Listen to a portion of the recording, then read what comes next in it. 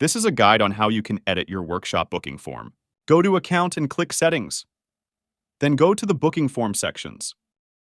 In this Booking Form section, you will see two sections, which are Booking Form Setting and Google Maps Location. Let's start with the Booking Form setting. Customize your booking form URL to your liking, tailoring it to your preferences. You can also add a description text which will be displayed in the booking form. After editing your booking form link and description text, click Save to update your booking form. You can also print your booking form QR code and display it at your workshop. Next, you can also set your workshop location. Enter your workshop location. Once you confirm your location, click Save. Your workshop location is now updated.